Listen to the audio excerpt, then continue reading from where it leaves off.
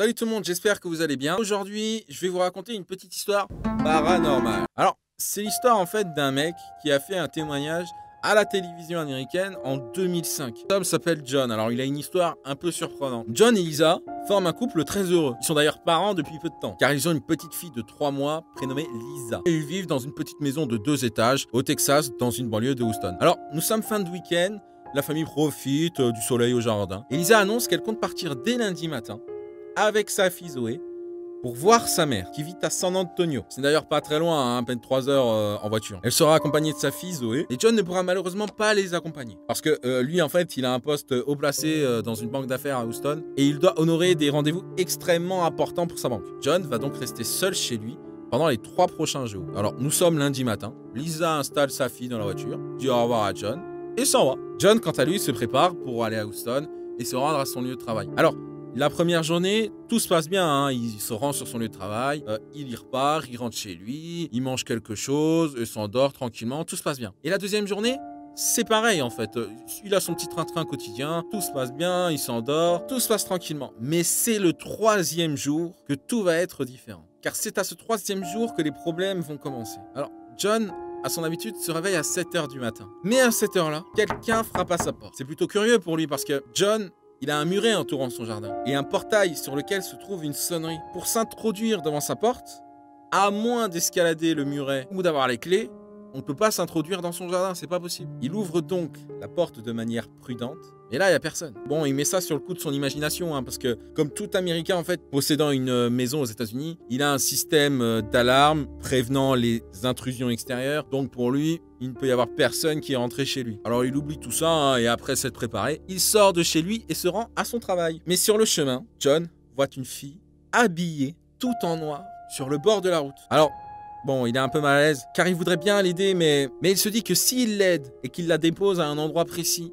où ce n'était pas sur sa route, il va être en retard au rendez-vous extrêmement important qu'il avait aujourd'hui. Alors, finalement, il se fait une raison, il trace son chemin et se dit que finalement, quelqu'un finira bien par passer et l'aider. Voilà, c'est un peu égoïste, mais ça se tient. Alors, il arrive enfin au centre-ville et doit garer sa voiture en fait à 300 mètres de son lieu de travail dans un parking souterrain afin de faire le reste à pied. Mais dans le parking souterrain, il va voir quelque chose de curieux. Il voit une femme rester debout, immobile. D'habitude, ça l'aurait pas heurté plus que ça. Mais en fait, il a l'impression de reconnaître la femme qu'il a vue sur le bord de la route précédemment. Car la femme, dans le parking souterrain, porte la même tenue et semble avoir la même chevelure. Donc là, il commence à avoir un mauvais pressentiment. Il est quelque peu apeuré, presque en retard, donc il court, il s'en va du parking souterrain et rejoint son lieu de travail. Mais finalement, quelques instants plus tard, il ne s'est rien passé. Il est 16 h, il ne lui reste qu'une réunion à passer, et après, fini sa journée, il rentrera chez lui et retrouvera sa femme Lisa demain matin. Donc il se rend à la dernière réunion de la journée. Cette réunion, c'est avec des représentants d'une banque canadienne pour éventuellement discuter en fait d'un futur partenariat entre les deux banques. Alors,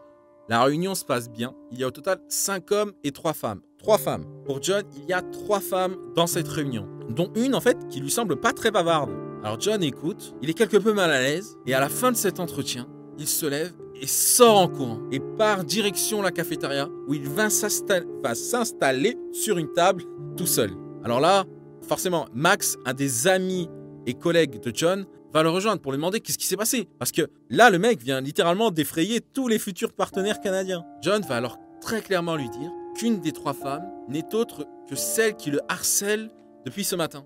Max prend ça pour une blague parce que Max va lui dire quelque chose qui va déstabiliser John. En fait, il n'y avait que 2 femmes lors de cette réunion.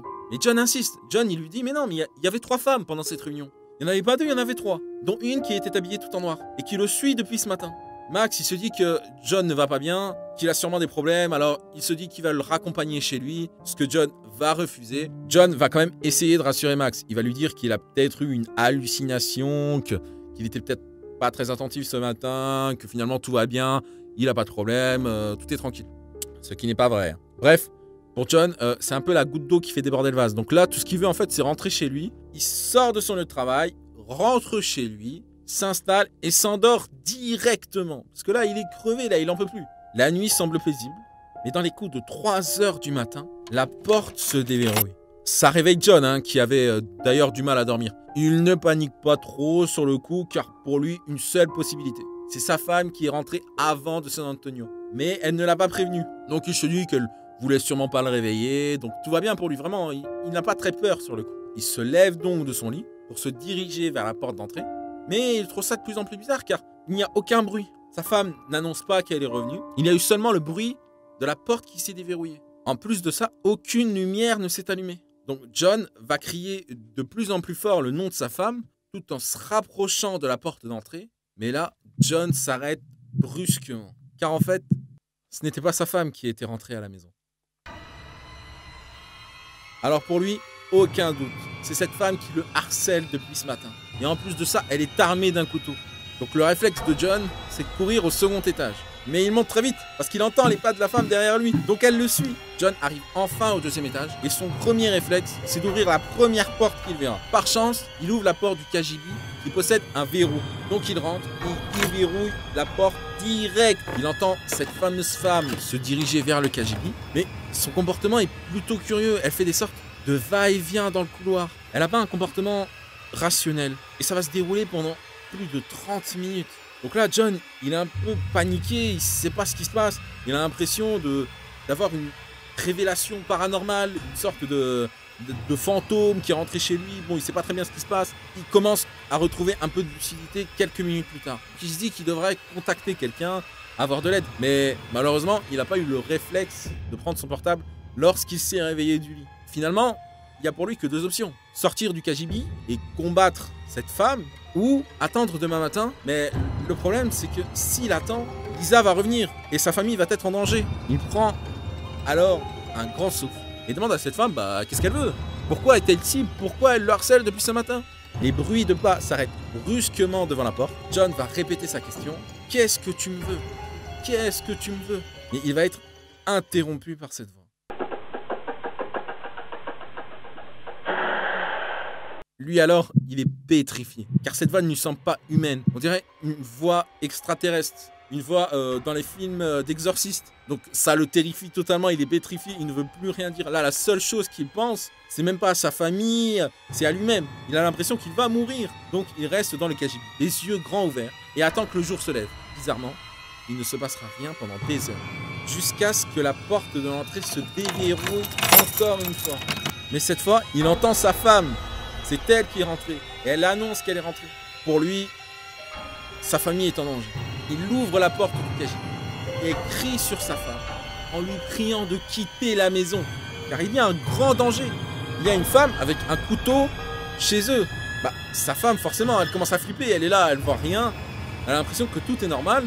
Elle dit à son mari, qu'est-ce qui se passe? Qu'est-ce qui se passe? Pourquoi tu cries comme ça? Il n'y a absolument rien ici. Pourquoi me cries-tu dessus? Lui, en effet, il se retourne, regarde derrière lui, le couloir, en bas, il n'y a personne. Il se trouve un peu déstabilisé parce que finalement, il n'a pas entendu cette femme descendre. Il va quand même appeler la police pour faire inspecter la maison de fond en comble. Mais la police va se rendre dans la maison et va finalement constater qu'il n'y a personne et qu'il n'y a eu aucune trace d'infraction. Ils vont rassurer John en lui disant qu'il n'y a rien, que tout va bien, qu'il devra déposer une main courante au commissariat pour dire ce qui s'est exactement passé. Et tout va reprendre le cours normal entre John et sa famille. Mais forcément, il y a une question qui lui restera toujours dans la tête. Est-ce que tout ça était bien réel ou le fruit de son imagination?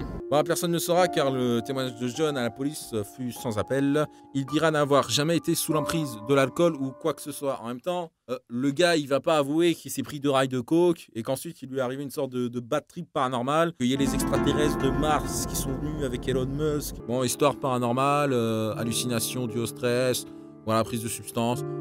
On ne saura jamais ce qui s'est finalement passé. Après, peut-être que c'est un mytho, tout simplement, et que c'est quelqu'un qui a voulu se rendre intéressant pour donner un fait divers à la télévision. Et voilà, c'est la fin de cette histoire. Au revoir.